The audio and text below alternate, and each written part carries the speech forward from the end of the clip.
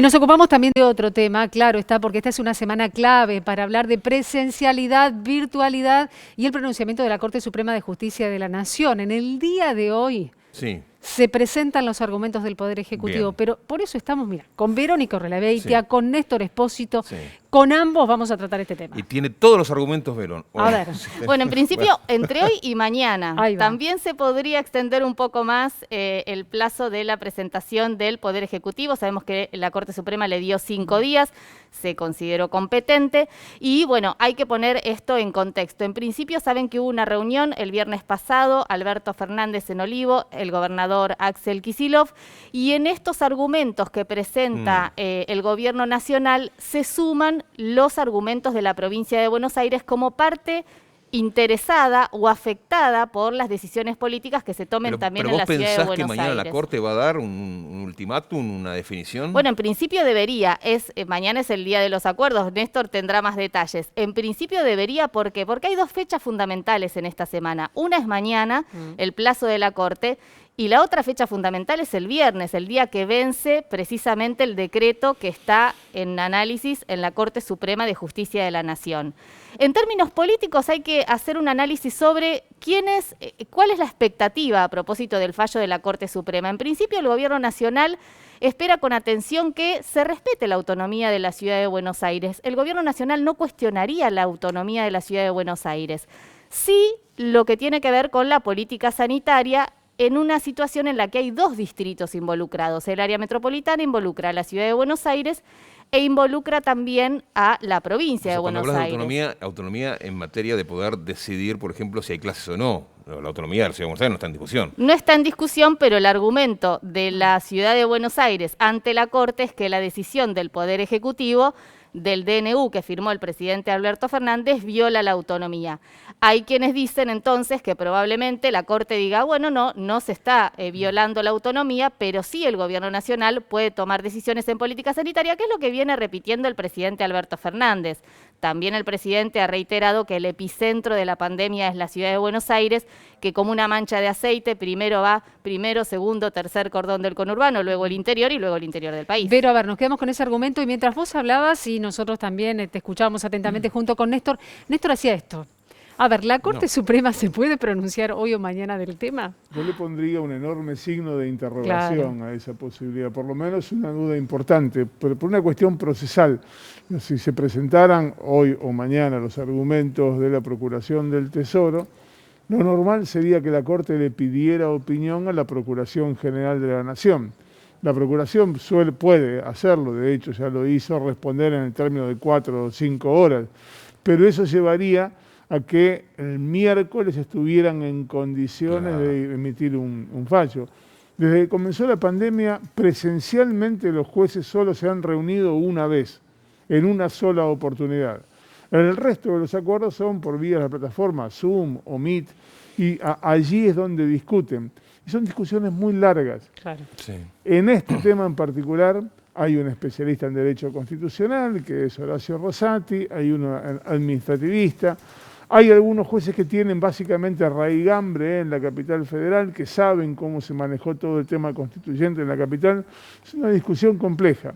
Y además la Corte suele tener ese criterio de que las cuestiones políticas se deben resolver políticamente. Y esta es eminentemente una cuestión administrativa. Me da la sensación, justamente agarrándome ese argumento y conociendo cómo actúa la Corte, que a veces también tiene sus veredictos salomónicos y demás, que tratándose de faltando solamente 4 días para que finalice esta etapa dispuesta por el DNU del presidente de la Nación el viernes que viene, quizás te da una pauta de lo que se debería hacer o quién tiene la potestad para hacerlo, pero pensando ya más en el lunes que viene que en el martes, en el miércoles, en el jueves de esta semana, ¿no? Sí, es cierto que la Corte resuelve sobre el hecho que está ocurriendo, no sobre el que puede venir, porque eso es conjetural. Pero te da un lugar, ¿no? Pero claro, da una idea respecto de qué es lo que está. La Corte también suele tener esa costumbre de intentar con un fallo conformar a todas las partes. Y la mayoría de los casos lo que ocurre es que no conforma a ninguna, porque el derecho básicamente es eso. Si hay dos partes, una que dice blanco y otra que dice negro, no se puede conformar a las dos porque son posturas antagónicas, antitéticas. Bueno, Lo que está ocurriendo en la Corte es que se está discutiendo cuál es el fallo más adecuado, y lo cierto es que ya se insumió la primera semana. Si la Corte hubiera querido reivindicar las clases presenciales y autorizarlas, ya lo habría hecho. A ver, Vero, seguimos con el tema de los argumentos a propósito justamente de los tiempos de la Corte. Sí, al margen Uno de de lo ellos de es la el de la Corte... autonomía, ¿no? La autonomía dijiste que no se va a tocar. ¿En qué otra cosa se va a basar esta presentación de Zanini? En principio, obviamente hablamos de las camas de terapia intensivas ocupadas, el aumento de los contagios entre los jóvenes, sobre todo de 10 a 19 años, el impacto de la movilidad, la circulación que tienen las clases presenciales. El gobierno insiste en que coincide con la Ciudad de Buenos Aires en que los contagios no se dan dentro de los establecimientos educativos, pero los datos, por ejemplo, en la provincia de Buenos Aires que acercó Axel Kicillof, es que cada 1 millón de alumnos que concurren a la escuela son 5 millones de personas las que se movilizan precisamente por esa presencialidad escolar. En términos políticos, varias cuestiones para tener en cuenta. ¿Cómo retomar el diálogo con la Ciudad de Buenos Aires? Porque es necesario consensuar medidas en el área metropolitana, al margen de lo que resuelva la Corte Suprema de Justicia de la Nación. Es el epicentro de la pandemia el área metropolitana. Bueno, Rodríguez Larreta durante todo el fin de semana dijo y repitió, o sus ministros, sus funcionarios, que está abiertísimo el diálogo. Digamos, hay una situación política. Sí, allí habría que también. concretar finalmente la Claro, reunión, y en realidad el diálogo es inconducente si no hay medidas en conjunto. Digo, uno puede hablar... Larreta ya logró su triunfo político, que era tener las clases abiertas hasta el Bueno, hasta el ese día es de otro hoy, dato ¿no? a tener en cuenta. Desde Juntos por el Cambio en la Ciudad de Buenos Aires, hay quienes dicen que en realidad si la Corte Suprema de Justicia de la Nación no le da la razón a Larreta, probablemente lo beneficia.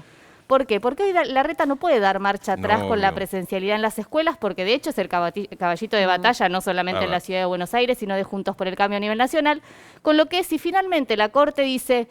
La Nación tiene la potestad para suspender la presencialidad en las aulas, en un contexto de aumento de casos probablemente lo termine beneficiando a Larreta, que no va a tener el costo político de tomar la decisión. Para cerrar una línea, coincidimos todos que por una razón o por la otra las restricciones van a continuar más allá del viernes que viene. Kicillof está pidiendo que se endurezcan. A ver, si bajan los casos, porque hay que acentuar el descenso de casos y mostrar una pendiente negativa, darle el empujón, y si suben, ni hablar. Entonces, me parece de que va a haber la definición de la Corte, sea lo que sea.